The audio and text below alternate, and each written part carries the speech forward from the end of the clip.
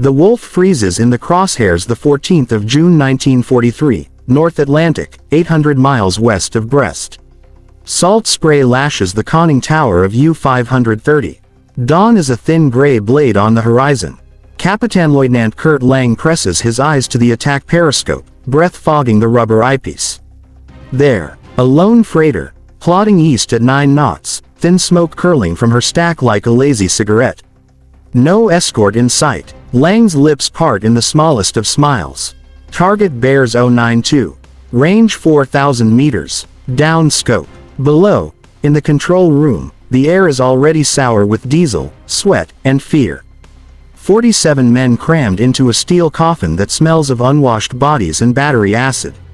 They haven't tasted fresh bread in 6 weeks. Their last orange was a memory from Cape Town, months ago. Lange's voice is calm, almost bored. Flood tubes 1 through 4. Open outer doors. The boat tilts forward as she dives. The deck plates vibrate under bare feet. Men grip pipes overhead, knuckles white.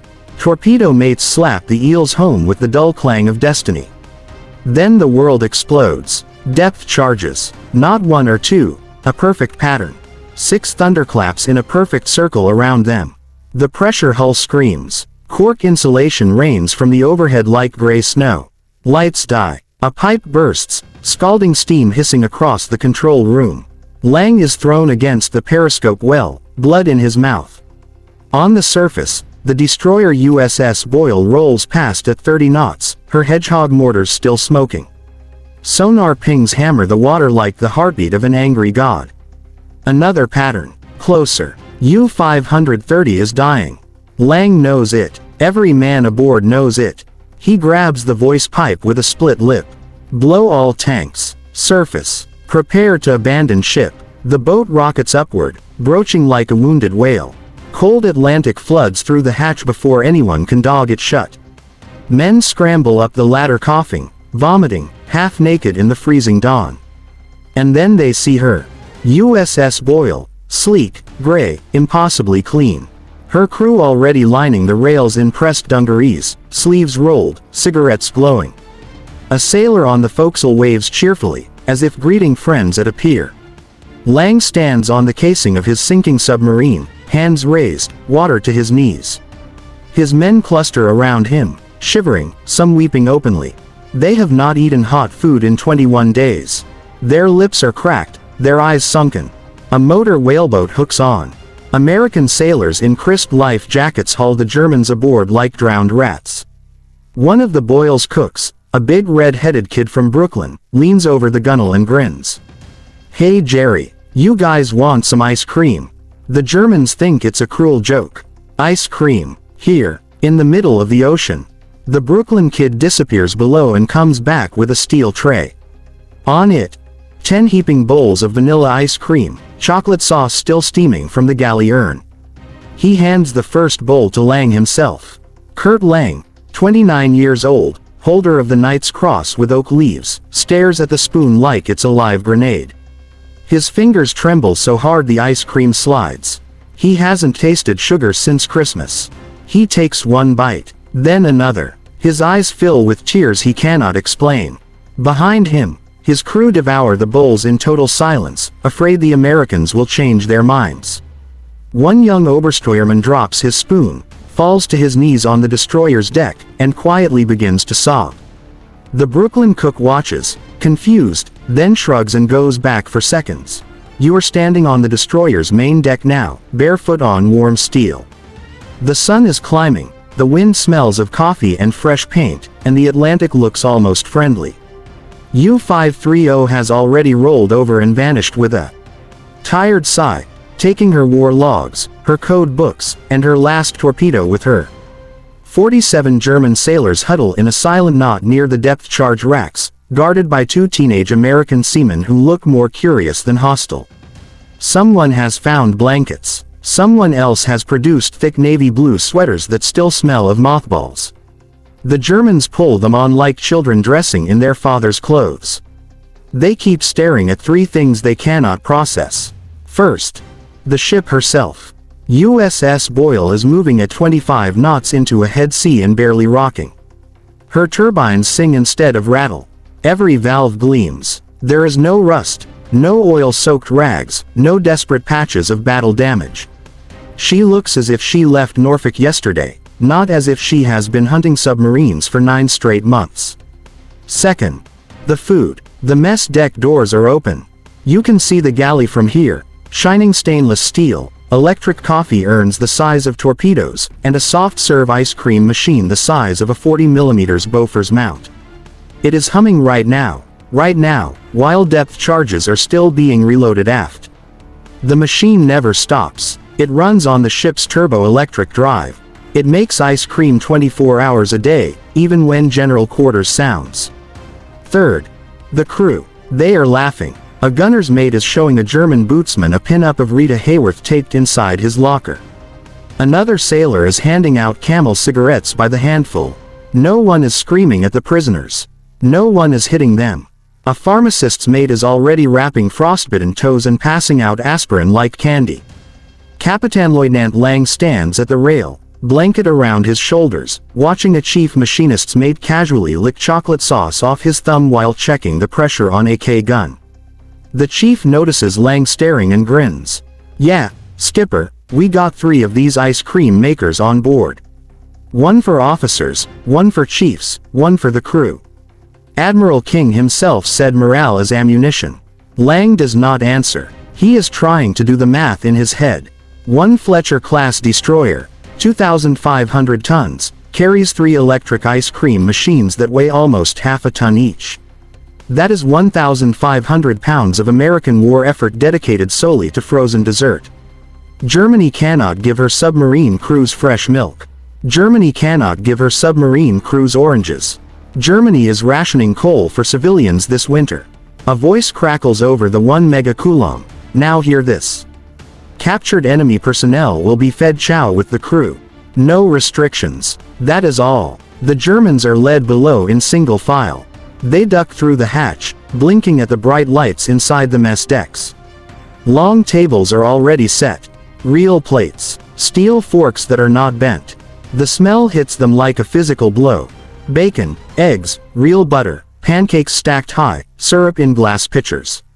And in the center of each table, a stainless steel bowl piled with scoops of vanilla ice cream slowly melting into rivers of chocolate. Oberleutnant Zur C. Hans Werner, Lange's executive officer, stops dead in the doorway. He has not seen butter in 2 years. He whispers, barely audible, "Mein Gott, wir haben den Krieg schon verloren." My God, we have already lost the war.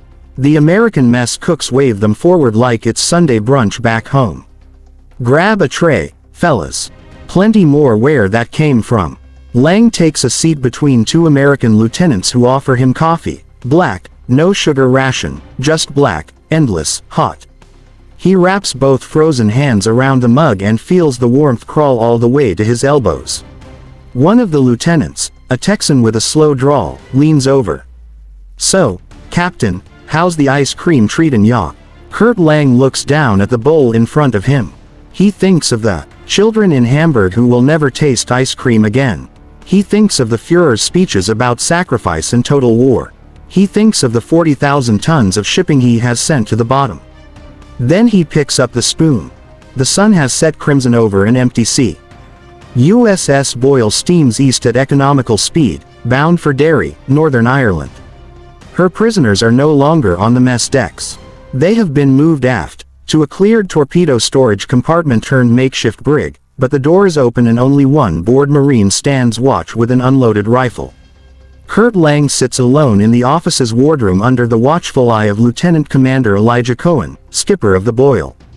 A single green-shaded lamp swings gently overhead. On the table between them, 2 cups of coffee, a plate of untouched apple pie, and a thick folder stamped Top Secret in red. Cohen pushes the folder forward. Inside are freshly developed photographs taken by Boyle's intelligence officer only hours ago. U-530's code books, rescued before she sank. The latest Enigma settings. Grid squares for every wolfpack from Greenland to the Azores. Cohen's voice is quiet, almost kind. "Captain, these books are going to put a lot of your comrades on the bottom in the next few weeks. I figured you'd want to know that before you write any letters home. Lange stares at the photographs as if they are autopsy pictures of his own future. He has not spoken in 3 hours. Not since the ice cream bowl. Cohen leans back, lights a lucky strike, and watches the German's face. He has seen this look before, on 3 previous U-boat crews. First comes the shock of abundance. Then comes the arithmetic. Lange finally speaks, voice hoarse. How many destroyers like this one does America have right now? Cohen exhales smoke toward the overhead. Building 18 a month, Captain. 18. Every 30 days. And that's just the Fletcher class. Lange closes his eyes. He tries to picture the shipyards. Norfolk, Boston, Philadelphia, San Francisco. He has seen American newsreels, of course, propaganda, he always thought. Rows of gray hulls sliding into the water like cars off an assembly line. He had laughed at them in the officer's mess in Lorient. Assembly line warships. How could anything mass-produced be good? Now he has stood on the warm teak deck of one. He has felt her turbines that never miss a beat. He has watched her crew reload depth charges while eating pie. Cohen continues, almost gently. And the new escort carriers, Captain. Kaiser is turning them out one every 10 days now.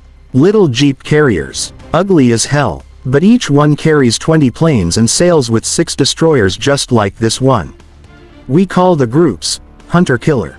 They don't escort convoys anymore. They hunt. Lange's hand tightens around the coffee cup until the handle creaks. He whispers, more to himself than to Cohen. Donitz promised us the new Type 21 boats would change everything next year. Electro boats, 20 knots submerged. Cohen smiles without humor. We already know about the Type 21, Captain. Your doctor, Walter, was kind enough to leave blueprints in a briefcase on U-530's chart table. Nice snorkel design. We'll have the counter ready by Christmas. Silence stretches between them like a wire about to snap. Then Lange does something Cohen will remember for the rest of his life. The Knight's Cross winner reaches up, unclasps the medal from his throat, and places it on the table next to the untouched pie. He slides it across the green felt with one finger. Tell your president, thank you for the ice cream. Cohen does not touch the medal. He simply nods once. Up on the bridge, the officer of the deck rings up flank speed.